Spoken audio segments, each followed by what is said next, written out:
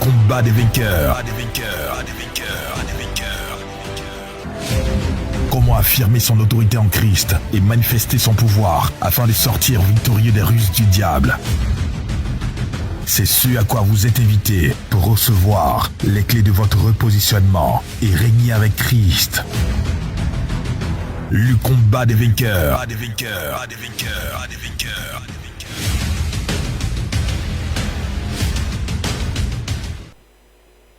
Josué chapitre 6.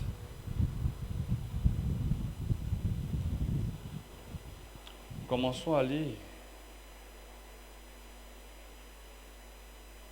au verset 26. Chapitre 6, verset 26, rapidement.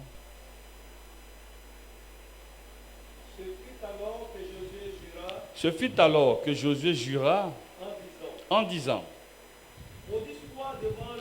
Maudit soit devant le Seigneur l'homme qui se lèvera pour rebâtir cette ville de Jéricho. Il en jettera les fondements au prix de son premier-né et il imposera les portes au prix de son plus jeune fils. Le Seigneur fut avec Josué, dont la renommée se répandit dans tout le pays. Amen. Ici, on nous parle de qui? De Josué, homme de Dieu qui était établi sur le peuple de Dieu.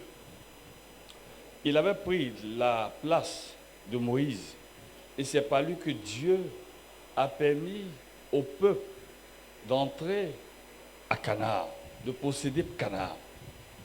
Il se trouve que ils étaient arrivés dans une ville qui était fortifiée, une ville qu'on ne pouvait pas prendre. Et avec la puissance de Dieu, cette puissance, quand on parle de la puissance de la louange, les murailles de Jéricho sont tombées. C'est comme ça, le peuple de Dieu a pu avoir la victoire. Relis le verset 26. Ce fut alors que Josué jura en disant Maudit soit devant le Seigneur l'homme qui se lèvera pour rebâtir cette ville de Jéricho. Il va en jeter les fondements au prix de son premier-né. Il va imposer les portes au prix de son plus jeune fils. Amen. Donc, qu'est-ce qu'il fait? Il maudit la ville de Jéricho. Quand il maudit la ville de Jéricho, qu'est-ce qu'il donne comme instruction dans cette malédiction? On avait dit qu'une malédiction, ce sont des paroles, n'est-ce pas, qu'on prononçait, des mauvaises paroles, et avec en même temps des effets qui pouvaient se réaliser ou être exécutés dans notre vie. Comme si derrière ces paroles, il y avait une puissance, une force qui accompagnait ces paroles et qui amenait ces paroles à faire quoi? À se réaliser. Et comme le mot le dit, malédiction, maledito, dit du mal, ça veut dire, c'est ce qui est mauvais qui doit se réaliser dans ta vie. Amen. Et qu'est-ce que Josué fait? Josué maudit la ville. Et qu'est-ce qu'il dit de la malédiction? Il y a la malédiction. Et en même temps, il y a la parole de malédiction. Il dit, maudit soit quiconque. Ça veut dire que cette ville-là, non seulement je la maudis, mais celui qui va se lever pour chercher à la rebâtir, qu'est-ce qui va se passer? Il va perdre son premier fils. Quand il va commencer le fondement, il s'évertue à continuer. Il va perdre son dernier fils avant même de poser les portes de ce qu'il est en train de faire. Amen. On va rapidement dans un roi.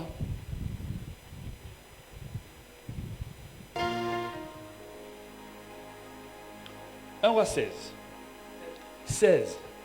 verset 24. Un roi 16, verset 24, oui. Un roi 16, verset 34, pardon. 34. Un roi 16, verset 34. De son temps, Hiel de Bethel bâtit Jéricho. Il en jeta les fondements au prix d'Abiram, son premier-né. Il en posa les portes au prix de Ségoum, son plus jeune fils, selon la parole du Seigneur, que le Seigneur avait dite par Josué, fils de Nun. Et puis, ce n'est pas pour dire c'est aujourd'hui et puis demain. C'est des années. Ce n'est pas 10 ans, ce n'est pas 20 ans. C'est, je dirais, mais peut-être plus de 100 ans.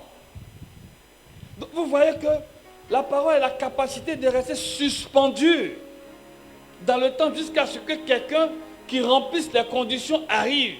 Il n'est même pas au courant. Lui-même, il ne sait pas qu'en son temps, il y avait quoi? Des aïeux. Il y avait un problème qui s'est passé et puis la ville a été maudite. Tu sais où? Tu ne sais pas où. Qu'est-ce qui va se passer? Ça doit te frapper, ça va te frapper. On me comprend? Donc, lui, il ne sait pas. C'est comme toi aujourd'hui. Tu commences à faire une activité.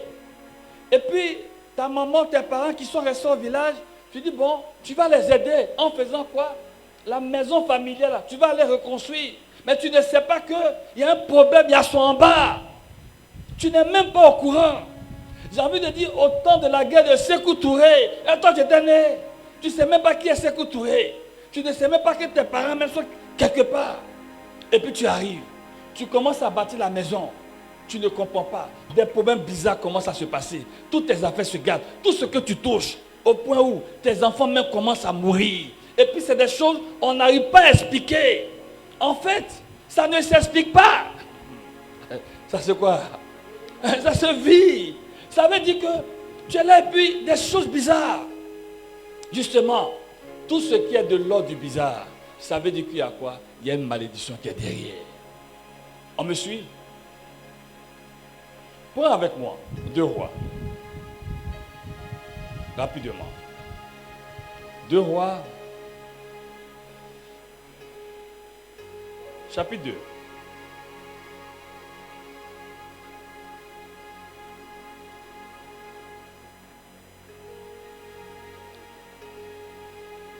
Verset 22. Oui. Et les eaux furent assainies. Tu es où? 2 Rois, chapitre 2, verset 22. Commence verset 21. Il alla vers la source des eaux. Tu es où? 2 Rois, chapitre 2. Oui. Ok, donc commence verset 18 alors.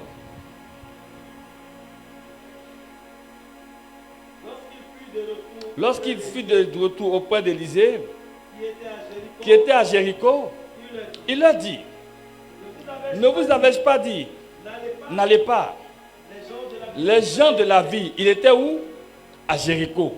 Donc quand on dit les gens de la ville, on parle de quelle ville? La ville de Jéricho, c'est cette même ville, on parle, n'est-ce pas? La ville de Jéricho, oui. Voici le séjour de la ville, c'est-à-dire quand tu vois la ville est belle, c'est agréable, c'est un coin quand tu vois, un coin paradisiaque, c'est-à-dire que tu vois un coin qui est au bord de l'eau, qui est chic, tu peux rester là, manger, dormir, oui, Le séjour de la ville, il est bon, comme le voit mon Seigneur, mais les eaux sont mauvaises, ça veut dire que ce que l'eau donne pour pouvoir produire, il n'y a pas de production. Rien de bon ne pousse ici. Les femmes ne peuvent pas enfanter. Elles ne peuvent pas se marier. En fait, il y a une malédiction au niveau de la ville. Ça, ce sont les éléments de base qui te permettent de constater qu'on dirait qu'il y a un problème qui existe. Mais ce problème-là, ça date depuis combien de temps? Ce n'est pas 10 ans, ce n'est pas 20 ans. C'est une histoire de 300, 400, 600, 600 ans. On me suit? Continue. Et le pays est stérile. Il dit, apportez-moi un plat neuf. Mettez-y du sel. Ils le lui apportèrent. Il alla vers la source. Il y jeta le sel et dit, ainsi parle le Seigneur, j'assainis ces eaux. Il n'en produira plus ni mort, ni stérilité. Et les eaux furent assainies. Amen. Ça, Il faut retenir cela. Ça sera comment sortir de la malédiction. Mais ce que tu dois comprendre, c'est que, il dit quoi? Le séjour de la vie est comment? Le séjour est comment? Est bon, mais les eaux sont mauvaises. Et qu'est-ce qui se passe? Le pays est stérile. Ça, c'est les œuvres de la malédiction. On va comprendre. Au niveau de la malédiction, il faut bien écouter. Il faut bien comprendre. Aussi longtemps qu'une malédiction existe, tu ne peux pas savoir qu'il y a malédiction si tu ne vois pas les effets. On me comprend? Tu as quoi pour savoir? Tu ne peux pas savoir. Sauf si tu es un homme spirituel. Et puis le Seigneur même fait quoi? Par une révélation, il te dit voilà le problème qui existe. On me comprend?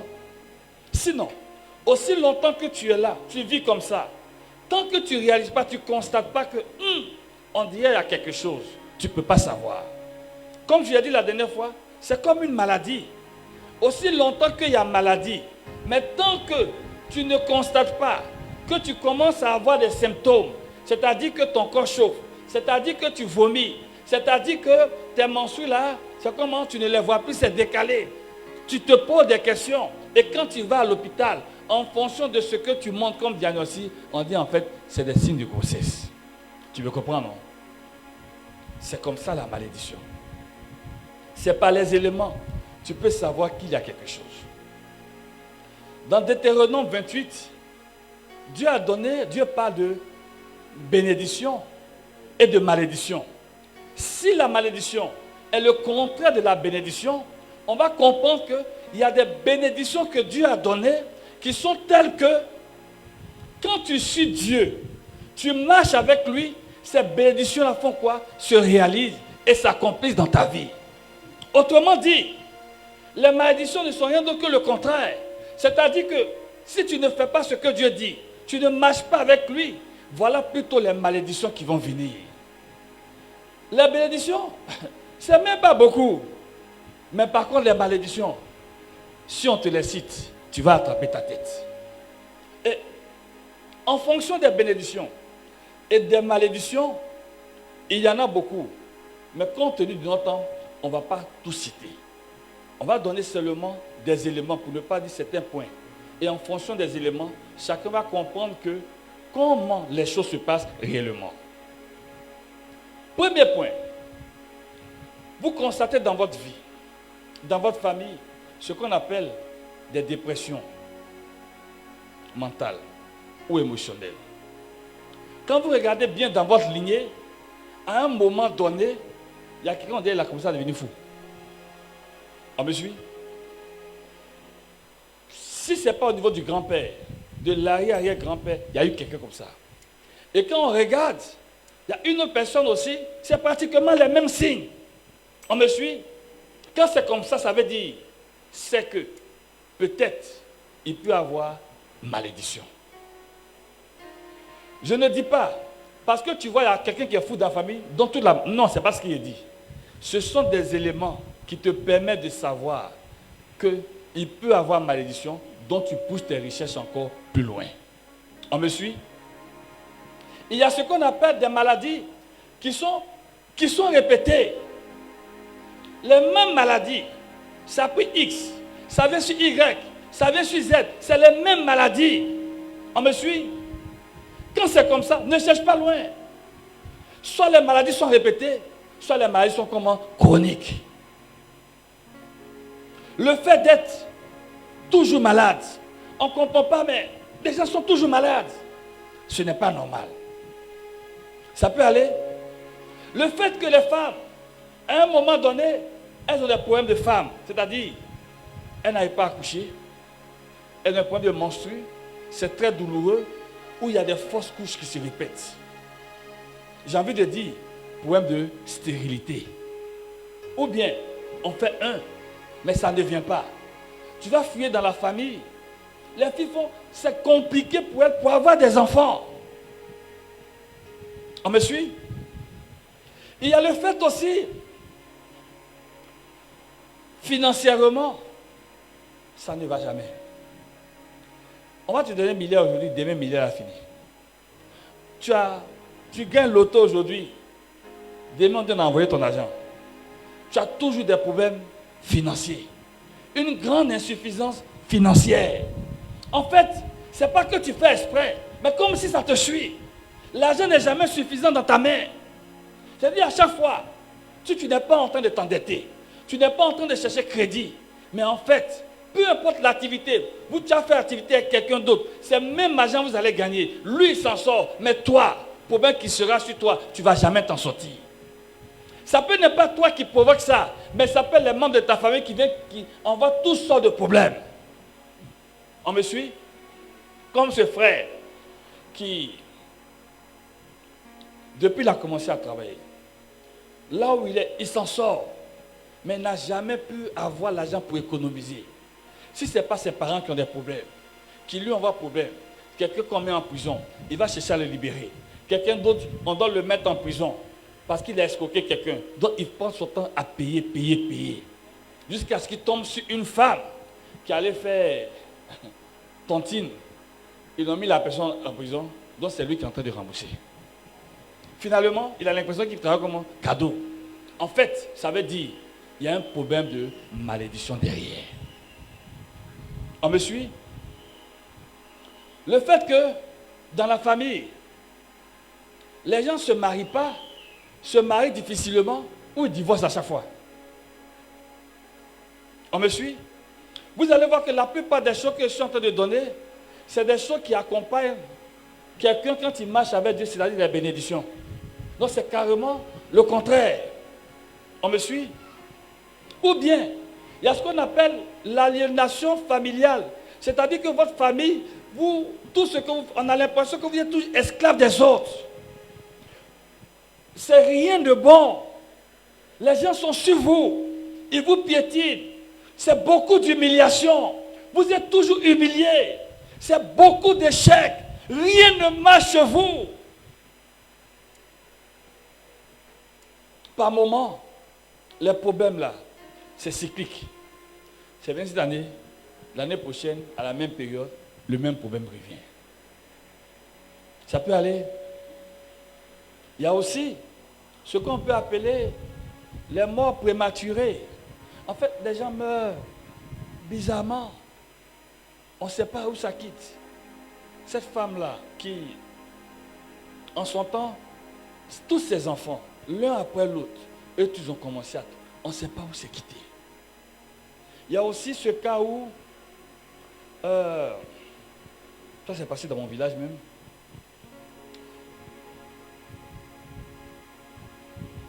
Il y a l'autoroute. Avant de rentrer au village, il y a une route qui vient. Et puis il y a la route du village. Et puis la route aussi, il y a ceux qui passent à côté. Un enfant, il quitte chez quelqu'un, il vient. Il faut prendre la route du village. Et puis sort tranquillement et dit non, il pouvait faire le grand tour. En voulant faire le grand tour, il n'arrive pas à la maison. Tout le village sort. Voiture l'a cogné. Pourquoi voiture l'a cogné?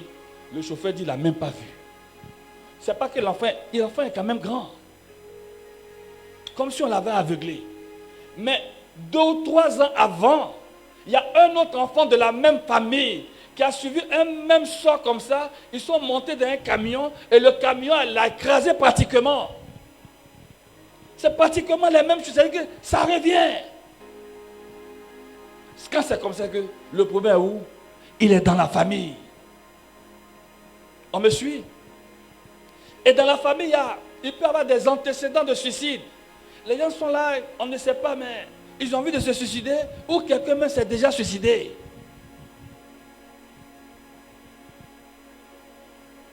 Des maladies bizarres, des morts bizarres, inexpliquées. J'ai déjà parlé d'échecs répétés, n'est-ce pas? Donc, c'est autant de choses. Amen. Ce sont des éléments que je vous donne.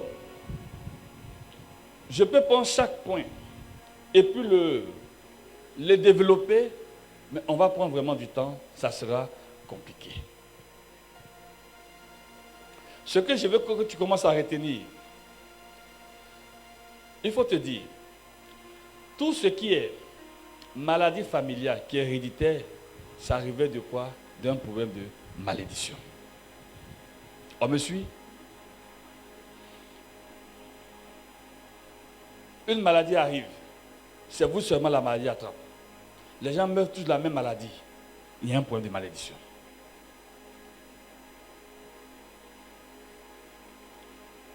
J'ai pas de stérilité. Stérilité, c'est pas seulement chez les femmes. Hein. Il y a même impuissance. Il n'y a pas de problème de femmes, n'est-ce pas? Tout ce qui a trait dans la reproduction, vous avez problème à votre niveau. Malédiction. J'ai parlé de problèmes de divorce, des gens qui ne se marient pas, n'est-ce pas? J'ai parlé de pauvreté, incapacité à produire. Tu ne comprends pas les gens, leur famille, ils sont toujours derniers. Ils sont toujours derrière. Ils sont toujours en bas. Ils sont toujours vaincus. De la même manière, on dit, avec Dieu, on est toujours à la tête. On est toujours devant eux. C'est-à-dire, on veut haut, on ne veut pas haut. Ils vont à l'école jusqu'à ce qu'ils viennent, il sera dernier. Même dans le repêchage, on répète tout le monde sauf lui. Quand c'est comme ça, c'est qu'il y a un vrai problème. Et puis ne croyez pas qu'ils font exprès. C'est-à-dire, il va à l'école, il est brillant, il est bon.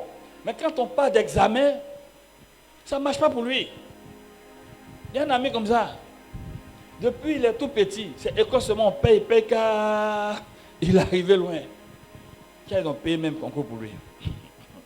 Lui, mais il n'a aucun diplôme. Il n'a aucun diplôme. CP, mais il n'a pas CP. Moi, je le connais. Ils ont tout payé pour lui. Et puis, tu vois, il y a des gens, parfois, ils n'aiment rien faire. On va tout faire pour eux. Même là où on va les placer, ça ne les intéresse pas. Ils n'ont pas d'ambition. Ils n'ont qu'une vision. Ils n'ont pas, c'est-à-dire, rien ne les intéresse. On parlera des esprits qui sont sûrs, mais parce qu'on veut qu'ils soient comment? Ils soient paresseux. Ce sont des gens qui, comme on dit, la proskination, c'est-à-dire, ils sont là. Il y a des gens, il y a des familles comme ça. Quand tu vas dans leur famille, ils sont toujours en train de causer, de discuter. Ils sont toujours en train de prêter nourriture, de prêter cela. Ils n'ont rien envie de faire. C'est malédiction.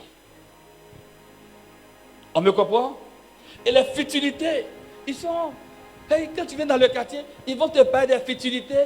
Quand tu viens, tu as ton âge, c'est eux qui vont te dire comment il faut dépenser. Ça, ils sont forts dedans.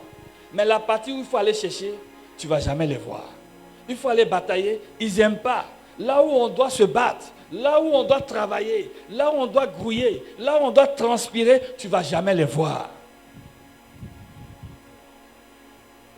Ça peut aller. Et j'ai parlé aussi de servitude, d'esclavage. Donc, ce sont quelques éléments pour vous. Amen. Pour ne pas aller vraiment trop loin. Il y a, dans la Bible, il y a plusieurs cas de personnes, on se rappelle de l'histoire de Akan, n'est-ce pas? Voilà quelqu'un qui... Judas, c'est Judas, non? Judas de Jésus, là. Son arrière-grand-père, là. Il vient de quelle tribu? C'est Judas, non? Akan, là. Il vient de quelle tribu? De Judas. Mais pourquoi les gens de Judas, ils aiment tout jeton? Vous n'avez pas remarqué ça? Akan s'est affaire d'argent, toute sa famille a péri. Judas, son premier aïeul, là, il s'appelle Judas. C'est lui qui a trahi qui? Bon, Judas, c'est lui qui a trahi Jésus. L'autre Judas, premier de Jacob, là, qui s'appelle Judas, où on dit Judas, là. Quand les gens ont attrapé Joseph, c'est lui, il dit on n'a qu'à le vendre. Lui, c'est affaire de jetons qui est dans sa tête. Est-ce que vous comprenez un peu? Donc, vous voyez que c'est beaucoup de choses qui suivent même les gens. On a l'impression que, parce qu'ils sont dans Dieu, et ils étaient dans Jésus, mais est-ce que le fait qu'ils soient en Jésus, est-ce qu'il n'était pas voleur, Judas? Est-ce que ça ne l'a pas tué? C'est pas ça qui l'a mené à la mort? Tu peux même avoir le meilleur professeur, le meilleur enseignant. Si tu veux le meilleur gars qui maîtrise tout. Mais s'il y a malédiction dans ta vie, ce n'est pas brisé, ça va te conduire au diatoire. On me comprend? Ce n'est pas un problème de... Nous, on a le meilleur homme de Dieu, les ceci, oui, d'accord. Mais le problème qu'il y a, est-ce qu'on a su déceler? Parce que le souci, c'est que tu peux même être proche de Dieu, et puis s'il y a un problème, c'est révélé. On ne fait pas ce qu'il faut, mais le problème va t'emporter. Est-ce qu'on me suit?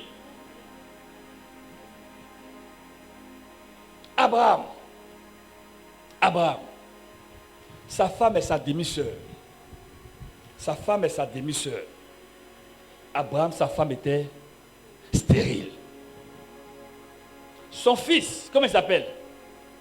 Isaac. Comment s'appelle sa femme? Rebecca.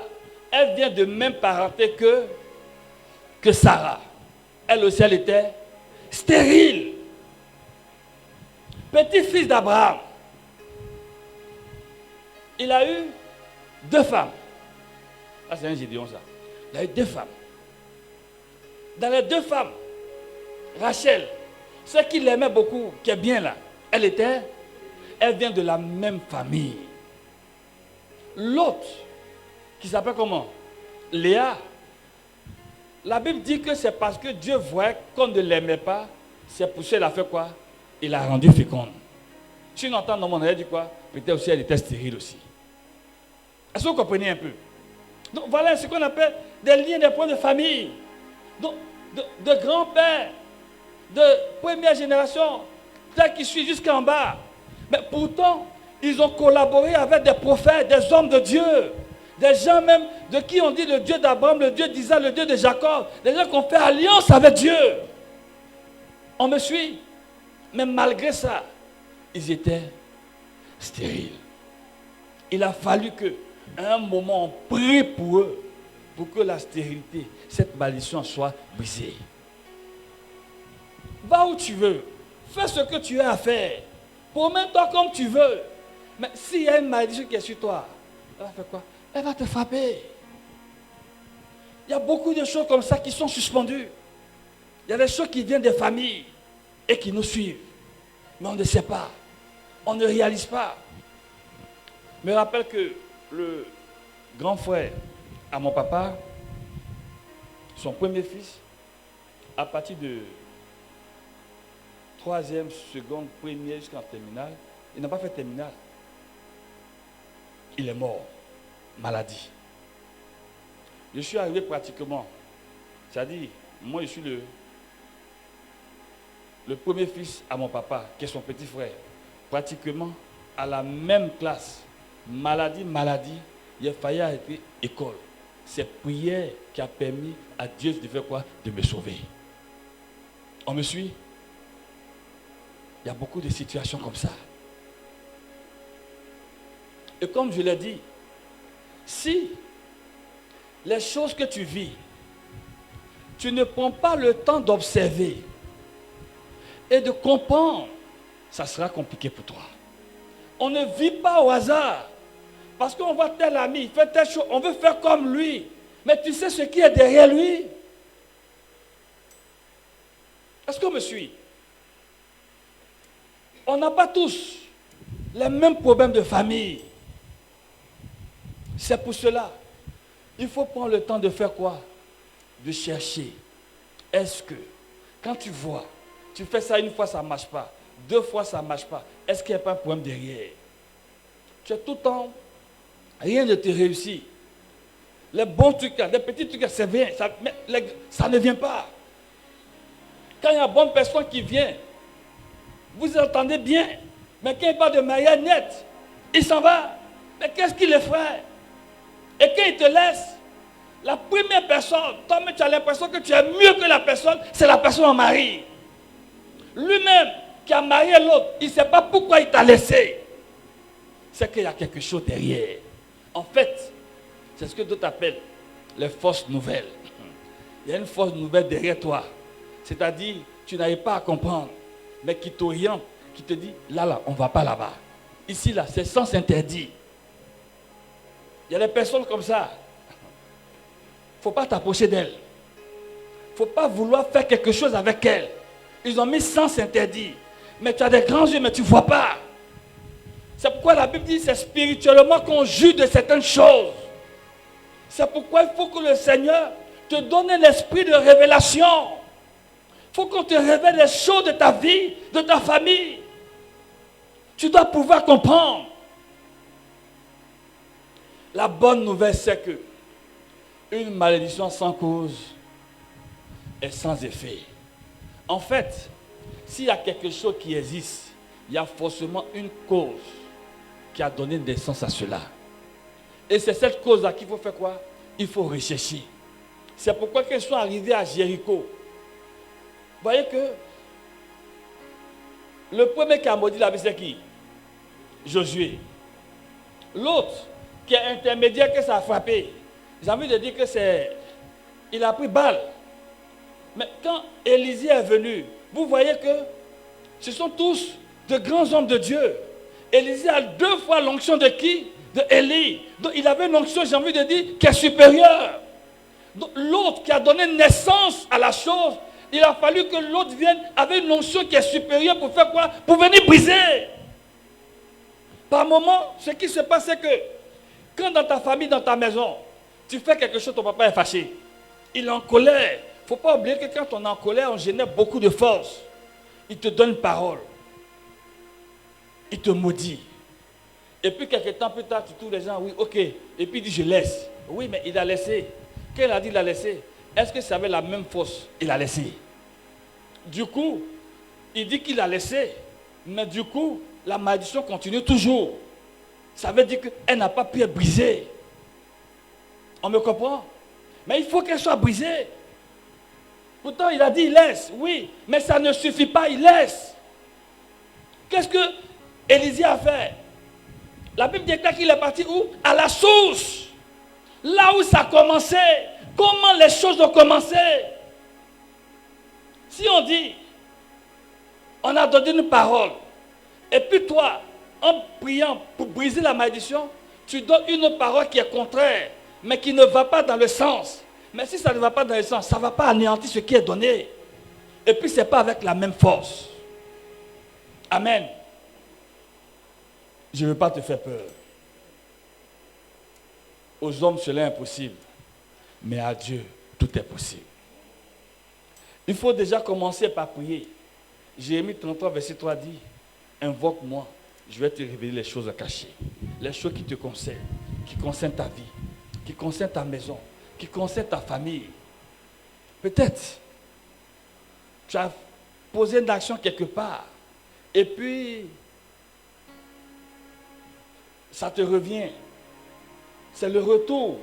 Toute action négative que tu poses contre la loi, contre l'ordre établi, ça va avoir des répercussions forcément sur toi directement ou ta descendance. Amen. Aujourd'hui, on constate, vous voulez ou vous ne voulez pas, la plupart de nos jeunes frères, on dit il y a beaucoup, ils sont rentrés dans le mysticisme, ils sont rentrés à faire de quoi? À faire de boutage pour avoir de l'argent. Mais tout ce qu'on fait, il ne faut pas oublier qu'il n'y a rien pour rien. Tout ce que tu fais, il y a forcément des répercussions. Et même, je vais plus loin. On dit que au niveau de... Il y a déjà dit, parle-moi de Baoulé. Lors des Akans, là, on dit c'est maudit, c'est vrai? Lors des Akans, on dit c'est maudit. Ensuite, tu vois, tu meurs. Mais tous ceux qui ont volé l'or du monsieur, là, ils sont tous morts, on dirait. Faut bien dire faux. Ils sont allés voler l'or, ils sont tous morts. Quand il y a problème, ça ne va pas. Il y a des gens qui se lèvent, ils commencent à brimer certaines personnes. Il y a des choses qu'on ne fait pas. Tu payes cash, tu recours ça plus tard.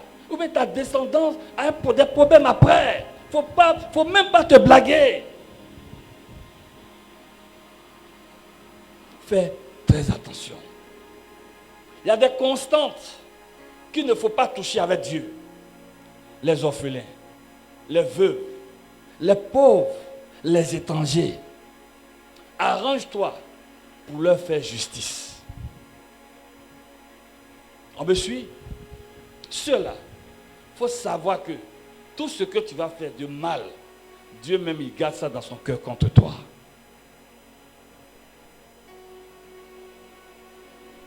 Je n'ai pas dit que quelqu'un a fait quelque chose. J'ai prêché simplement ma Bible. Amen. On va baisser la tête. Dis-lui merci. Dis-lui merci.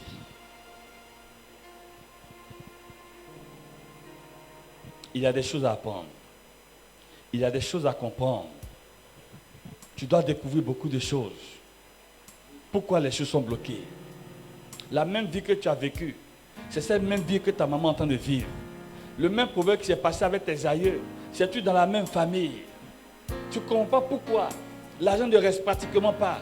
Tu ne comprends pas pourquoi tu as cette incapacité dans certains milieux. Tu ne comprends pas pourquoi tout est toujours difficile et dur. Mais essaie de savoir s'il n'y a pas une malédiction derrière. Pourquoi beaucoup de blocages? Pourquoi les mêmes choses qui se répètent? Pourquoi c'est les mêmes problèmes de maladie dans votre famille? Elle est arrivée pratiquement à l'âge que toi. Elle a fait enfant et elle s'est retrouvée dehors. Toi aussi, c'est la même chose. Il y a un lien. Il y a une malédiction. Ne cherche pas loin. Et comme la dernière fois on l'a dit, encore cette semaine, il faut prier ton Dieu. Il faut qu'il te révèle des choses. Tu dois comprendre des choses. D'où tu viens. Ce qui se passe. Tu dois savoir. Il y a des pactes. Il y a des alliances. Ce qui fait que il y a certains milieux dans lesquels tu ne peux pas prospérer. Mais tu ne comprends pas pourquoi. Mais tout dépend de ce que vous avez dit, toi et les esprits. Eux, ils viennent toujours en représailles. Ils viennent toujours parce qu'ils se disent ils ont un droit légal. Chez eux, c'est légitime. C'est pourquoi ils viennent te réclamer des choses. En fait, les malédictions sont comme des esprits de réclamation. Ils vont réclamer des choses. Ils disent, ce n'est pas normal. Depuis, ils sont dans la famille. Et quand ça ne va pas, toi-même dans les rêves, on te rappelle, tu te retrouves toujours où? En habit de corps, toujours derrière. Tu es toujours en bas. On est en train de te dire, il y a quelque chose qui est assis sur toi. Il y a quelque chose qui te retarde. Il y a quelque chose qui te maintient. Pourtant, en matière de compétences, tout le service part de toi. Mais ils vont tourner, on ne peut pas te donner promotion. En fait, on t'a bloqué. On ne veut pas que tu montes. Ça ne vient même pas de toi. Et ce qui fait mal, tu ne sais même pas d'où ça vient. Et comment c'est né. Mais tu ne fais que subir les conséquences.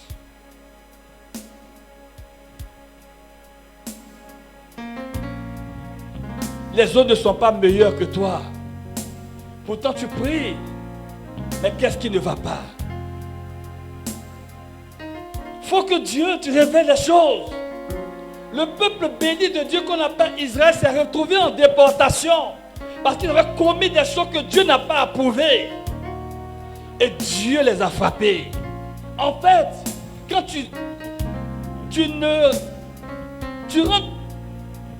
vas contre l'ordre établi par Dieu, sache qu'il y a une malédiction qui va te frapper. Mais la Bible dit, en son temps, Daniel a pris un temps de repentance. Il a commencé à prier jusqu'à ce que Dieu révèle les choses. Il a commencé à comprendre jusqu'à ce que Dieu fasse quoi? Il les libère. Peu importe l'origine de la malédiction, elle a une fin. Et la fin dépend de ta prière. Dépend de ce que tu vas demander à Dieu. La façon dont tu vas aller devant le trône de Dieu pour aller implorer sa grâce, implorer sa clémence, implorer sa miséricorde. Même si ce n'est pas toi qui es à la base de ce problème, par toi, ce problème peut prendre fin. La libération et la délivrance veut commencer par toi. Dieu peut ouvrir les portes pour toi.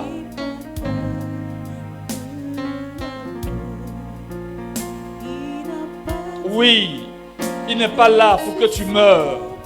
Il ne prend pas plaisir à voir mourir l'homme. Mais il veut que tu vives. Il veut que ta situation soit meilleure. Il dit, pour toi, j'ai prévu une vie meilleure, où tu dois te réjouir, une vie où tu vas avoir de l'espérance, où il aura la paix. Non, je n'ai pas fait le malheur pour toi.